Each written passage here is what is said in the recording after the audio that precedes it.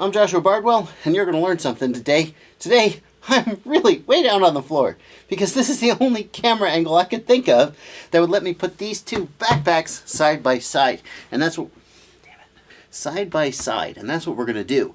We're going to put the LowePro QuadGuard BPX3 and the new Betaflight backpack side by side and compare them directly, feature by feature, and help you decide which one's better. Which one's better? This one's 200 bucks, this one's 180 bucks, and the better one is the one that's 50, 60 bucks and it's just as good, right? Yeah, that's right. Okay, now that those people are gone, you guys with too much money and not enough sense, let's find out which of these backpacks is better.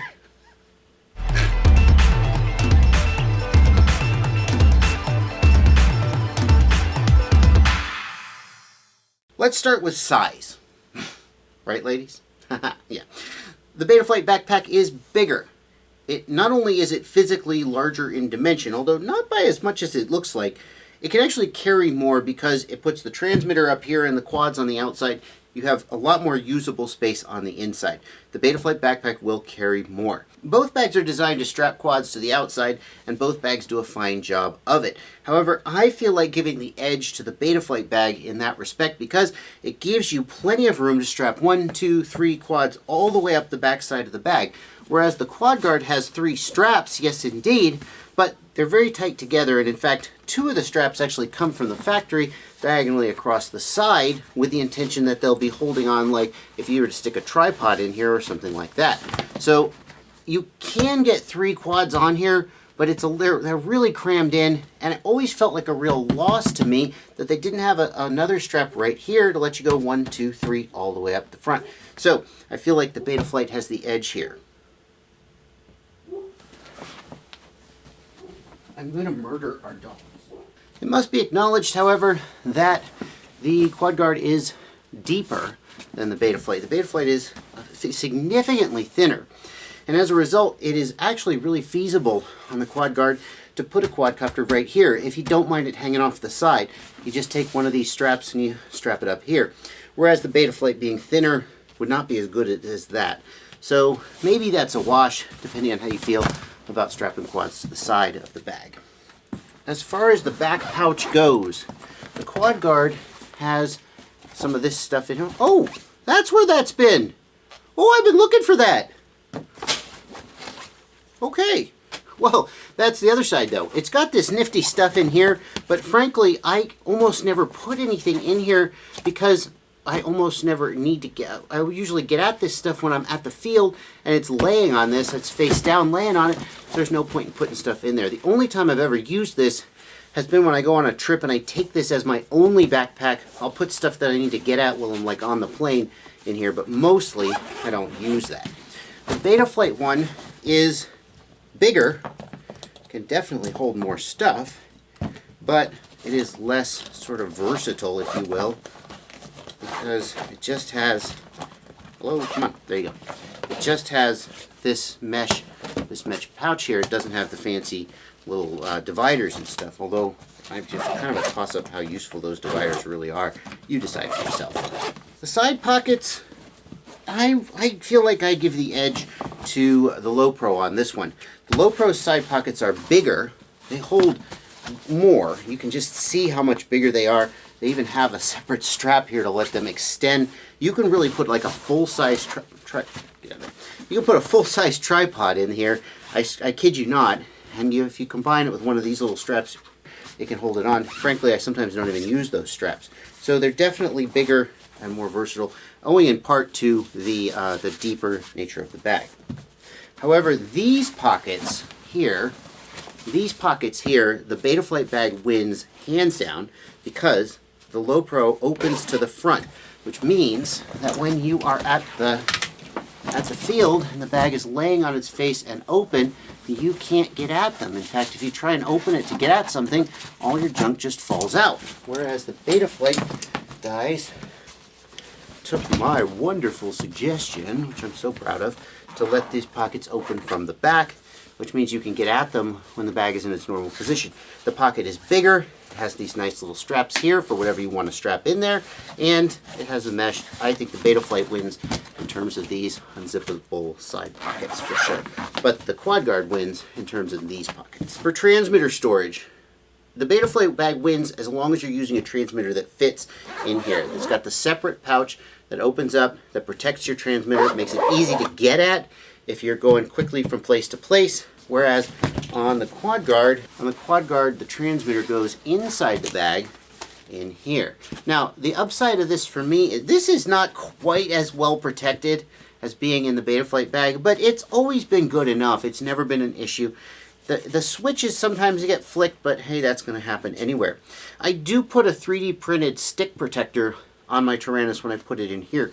The real advantage of this is that just about any radio will go in here. Spectrum radio with its rigid antenna sticking up, just about anyone. Whereas the Betaflight bag, as we saw in my review of it, a Spectrum radio like a DX6i, I don't think it fits because the antenna sticks up too high. So the QuadGuard wins if you've got a Spectrum radio for sure, and any other radio, the larger radio with a sticking out antenna, is going to go in here, whereas it may not go in the Betaflight bag.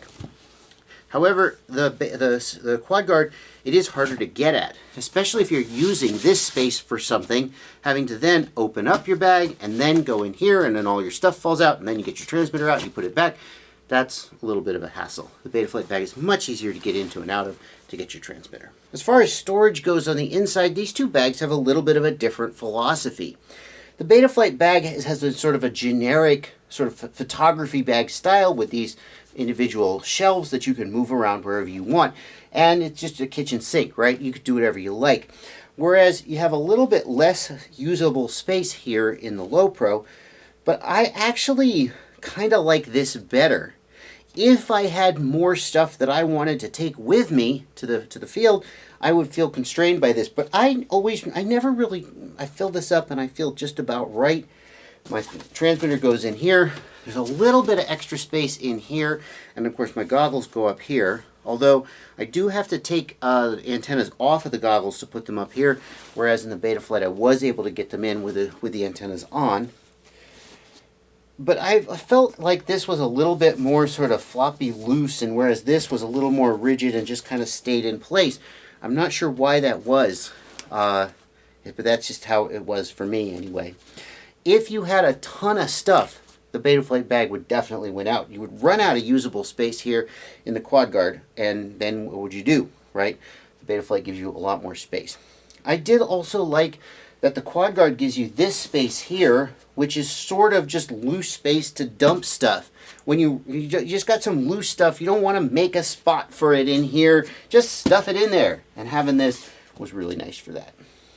As far as tool storage goes, the Betaflight bag definitely has a feature that the QuadGuard does not, and that is this interesting little tool, thingy here. And it even comes off, you can carry your tools around. The QuadGuard has some straps here that you can use for tools or whatever else you might use straps like this for. And then what I always did was I put the rest of the tools down in here, and I really liked it. They just sort of went in like this, one after another, and I would pull out what I needed. It wasn't as easy to find exactly the tool that I needed. Sometimes you pull out the wrong screwdriver, you push it back in and get the other one, but I kind of liked having them just right here, and it was easy to get them in and out. As I said in my review of the Betaflight bag, it's easy to get it out, but then it's a little cumbersome to get it back in again neatly. I'm not really sure which of these I like better, and you'll decide which one you like better, of course. One thing I really do like about the QuadGuard is that the tools, this area here doesn't have any straps for the tools, and that's a good thing because it means that whatever you've got here is not going to get poked and prodded by the tools when you close the bag up. Whereas on the Betaflight bag, the tools go like this, and you can see that when you close it up, whatever is here is potentially going to get scuffed or poked by the ends of these, and who knows what that might or might not be. So I almost kind of wish there was like a flap or a cover here to help protect the stuff. I don't know if that's a good or a bad idea, but it's something I definitely noticed. This is the LowePro BPX3, and that means that, number one, it's $200, whereas the BPX2 is only $150. $50, I think. And the BPX3, the main thing it brings to the table is a laptop slot. You can fit a full, like a 15-inch laptop. A big-ass laptop will go in here, and this will just barely zip up. The Betaflight one is a little bit smaller. It's a little bit looser. It's just as functional, but not quite as big. Both of them come with a bag. The QuadGuard is supposedly a tool bag, although I always use it for batteries, and so does pretty much everybody else I know who has one of these. The Betaflight certainly wins in that respect. Its bag is bigger by far, and it is lined to actually be kind of like a lipo-safe bag. So it wins in that one, hands down.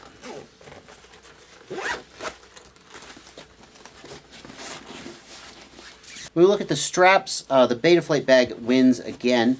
The QuadGuard has much thinner straps. I don't know if you can really see. I hope you can see, but it's much better padding, a wider strap. It's actually got this sort of webbing suspension here on the Betaflight. I've often felt while wearing if I've fully loaded my QuadGuard, I felt like I wish this strap was just a smidge heavier than it is. It always gets the job done. I never complain too much, but I just felt a lot more comfortable wearing the Betaflight when the bag was fully loaded. As we're on the straps, we'll also point out the Betaflight comes with this GoPro thing here. There is a mount for that here on the QuadGuard, but it doesn't come with the actual GoPro mount. $20, $25 value. Both bags have a zip-out rain cover. Zips out from the bottom of the bag, 50-50. Carrying handle. QuadGuard is on the top, Betaflight's on the back. I like the Betaflight one better. I don't know why, it just feels like it. I don't know why I like it better. I just do. And there you go. I've gone over just about every feature I can think of on these bags to show you side by side how they stack up. The only other thing to talk about is the price. The QuadGuard BPX3 is, as I said earlier, $200. If you don't need the laptop case, you get the BPX2. It's only $150. The Betaflight bag is $180. So now you decide.